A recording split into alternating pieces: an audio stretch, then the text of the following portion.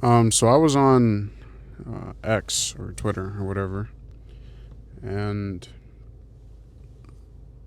there was a tweet I saw by a guy named Justin Welsh. I never saw him before, but his tweet stuck out to me. He said, "Getting fit is hard, being out of shape is hard, making money is hard, not making money is hard, starting a business is hard, and being an employee is hard. Ask yourself which hard propels you."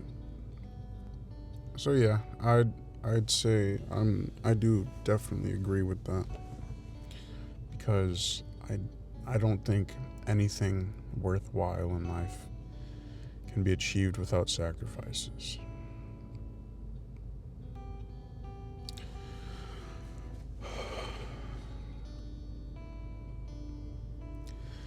And the reason I don't know, I feel like right now I'm in between places. Um, I was staying somewhere, can't really stay there anymore now. I can go back home, but I don't know. I don't really want to go back home. So I'm at a crossroads. And saying pick your hard or pick your poison because everything is going to cost you something. Um, for example, for me,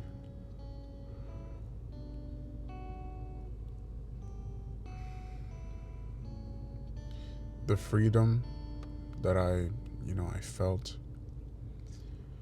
after leaving college, it was good. Don't get me wrong, it was good. I'm not saying you guys should drop out or anything, but it was good. I did. I genuinely enjoyed it. But of course, I did lose that sense of security that you get when you know. Um, Once I finish this track, I'll have something. I'll be able to do something. I don't know if you know what I mean, but that security was gone, and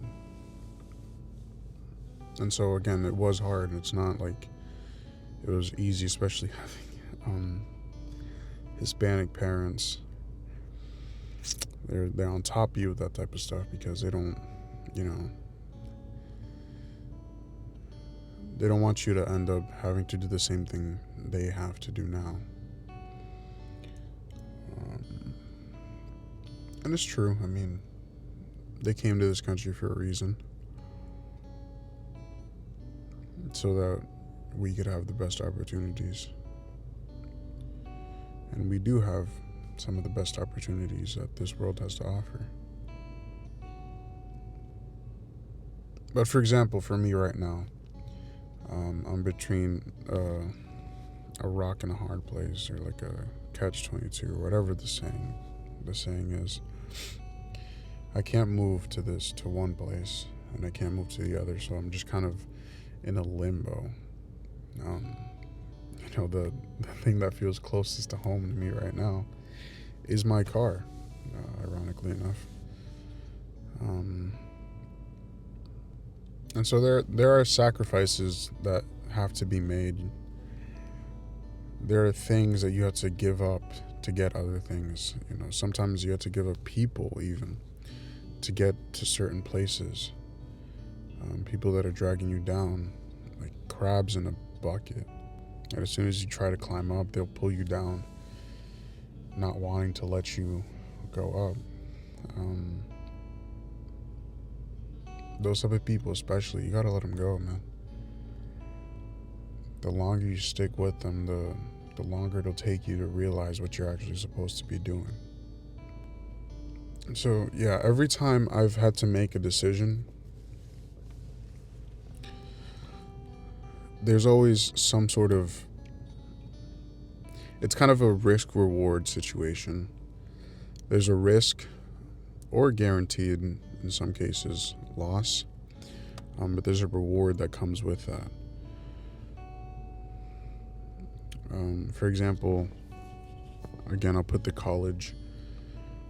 The reward is knowing that I'm not going to fall into the, I guess, 9 to 5 trap. I'm not going to call it a trap. There are people who can do 9 to 5 completely fine. I, unfortunately, am not one of those people. And so in exchange for that, I gave up that sense of security, but I also gave up that sense of, not even for me, it was more of a social thing. It was like,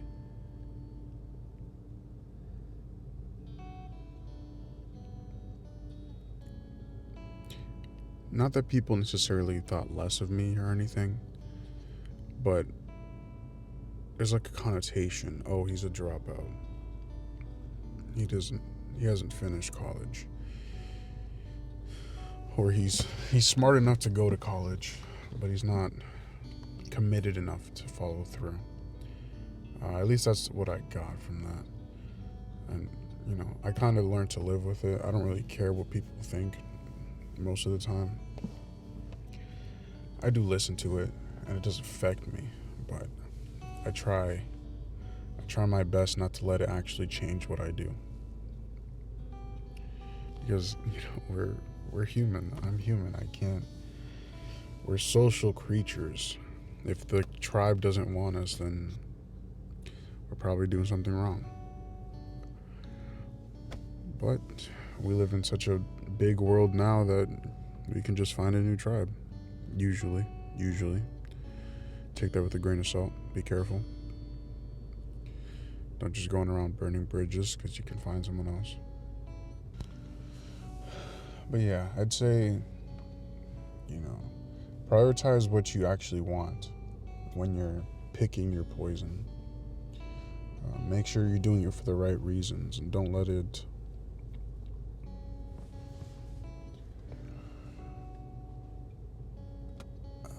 I'd say don't let other people affect what you're doing, but you should, to an extent, and only certain people.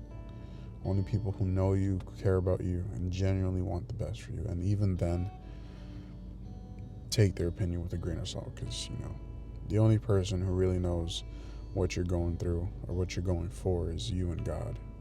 There's no one else. No one else knows, and no one else should know, at least to the full extent. It's weird. Every time I need to make a decision, I always weigh out the pros and cons. I always make sure I'm choosing the right thing. And I was just talking to my friend about this as well.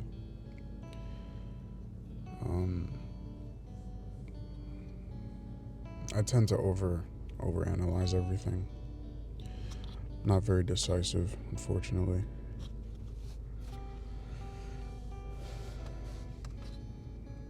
But one thing it does help me is actually realize what I would rather give up and what I'd rather not. It helps me prioritize what I'm actually looking for. Making that decision is tough, man. It's real tough because you don't know what's gonna happen, and I hate that so much. It bothers me, especially if someone, in school. It's so easy. If you don't know the answer, you get it wrong. If you do know the answers, you get it right. It's a very predictable system. But getting thrust into this world where you don't know anything, you don't know what's gonna happen. There's only what is it saying? There's only two things that are for sure: death and taxes. And it's true, and it irritates me so much because I can't control any of it. It's all out of my control. So the only thing I can do is trust who can, and that's God.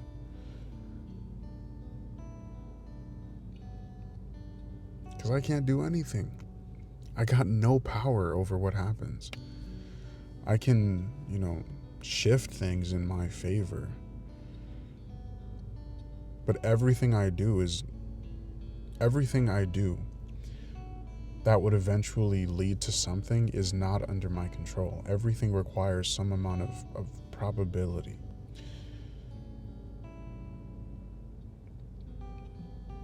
Even the 9 to 5 stuff. Let's say you graduate with the degree. You go to the 9 to 5 job, you might get it, you might not. You want that promotion, you might get it, you might not. It might be some weird factor like the boss's, wife cheated on him or something. It has nothing to do with you. He just wasn't feeling it, and you probably looked like the guy he cheated with, and so you didn't get that promotion. Or, for example, for YouTube, most YouTubers don't take off. Most, like me right now, I'm very small. My videos aren't getting that many views compared to other people.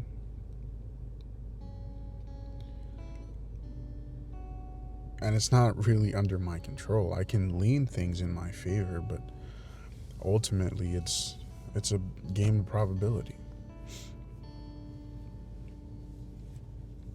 And so making a decision with that in mind irks me, man. It irks me. It hurts. Because I hate not being able to know what's going to happen. I was playing Pal World. I think you guys have seen that. Or probably have played it. But before you throw a Pal sphere or whatever, those little balls to catch the Pals, I'm trying my hardest not to say Pokemon.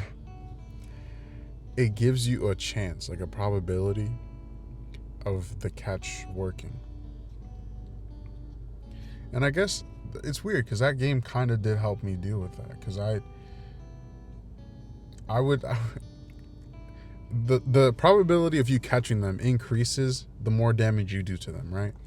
So I'd beat the crap out of these pals until like 1 HP, killing them on the regular by accident because I was beating them too much.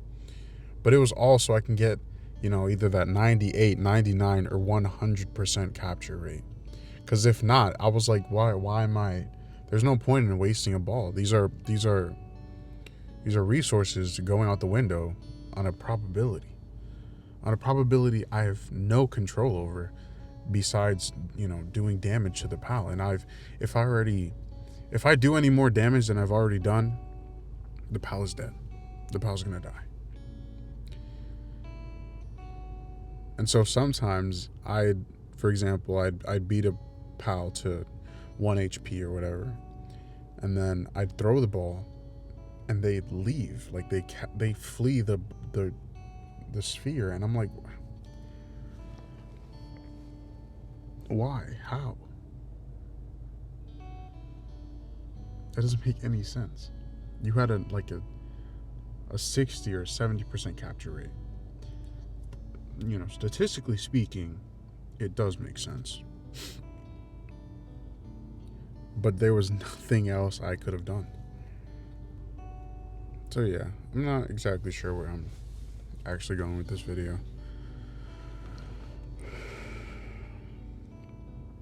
I just kind of wanted to talk to you. Make sure you make the right decisions, man. Don't let the risk of losing something completely alter the decision you were going to make. Obviously, weigh it in, but don't be scared of losing something in exchange for something else. Because it's the conservation of energy. It's not actually what that means, but it's, in thought, it does work that way. You kind of have to give something up to get something in return. It's a law of equal exchange. That's what that is. That's a better phrase for it. That's how all economies work, actually. That's how nature works. Because, for example, let's say I'll put it in examples of this economy. To get anything in this economy, you have to give up a certain amount of value. That could be whether in time,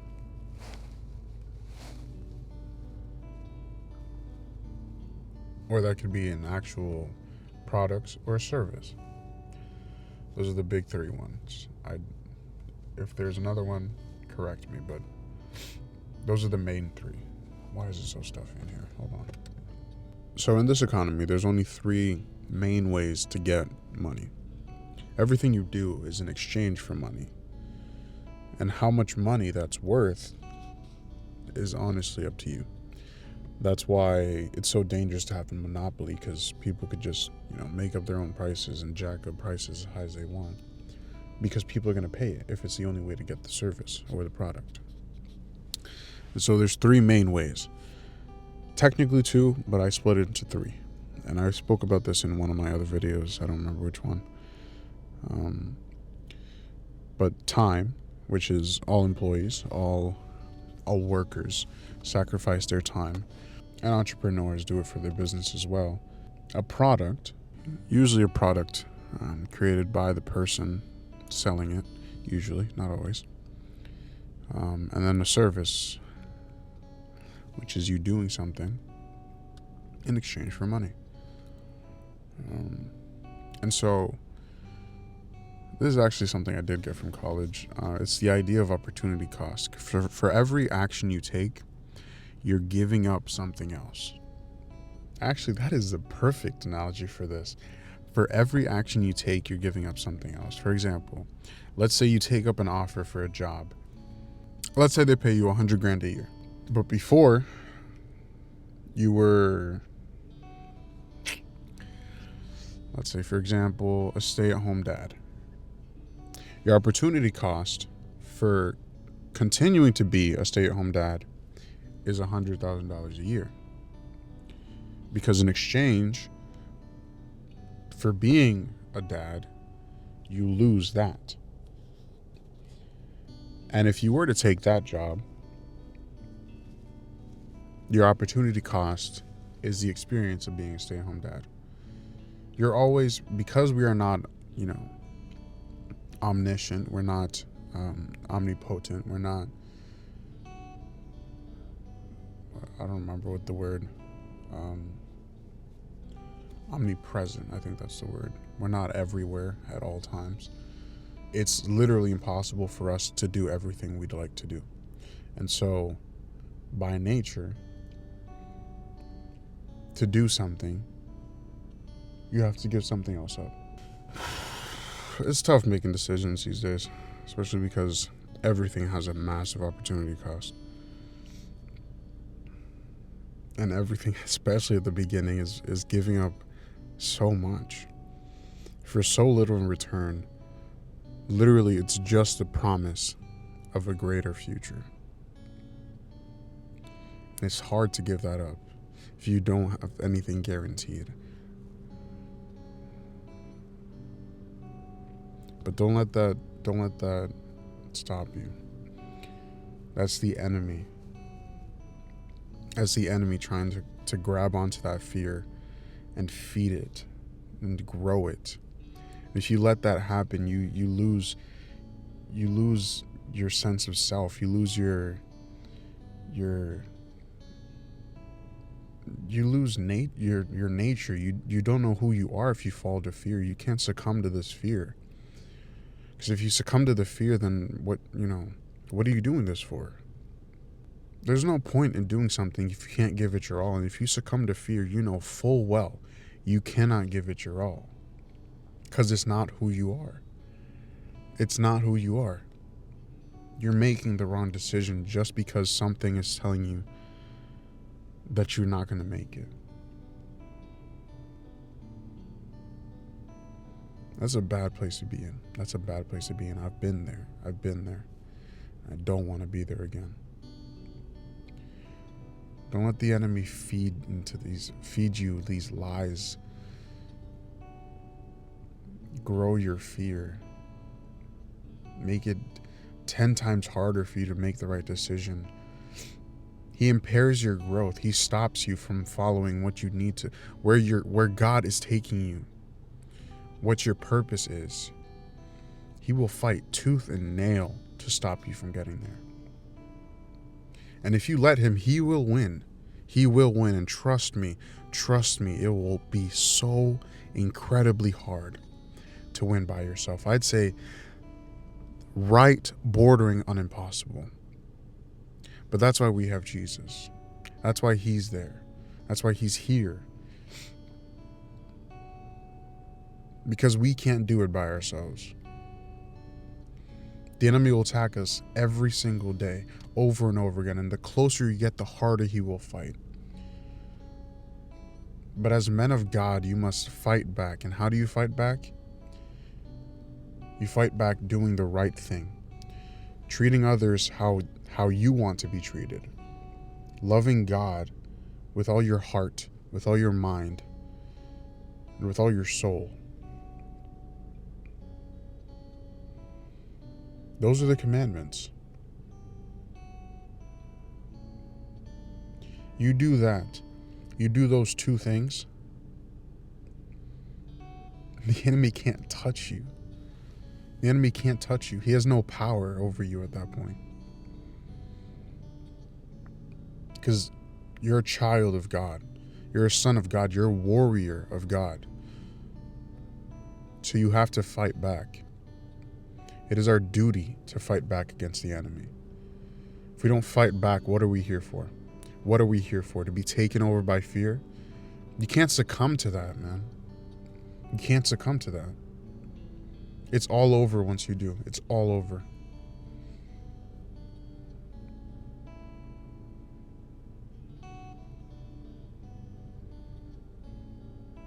You succumb to fear, you lose your purpose.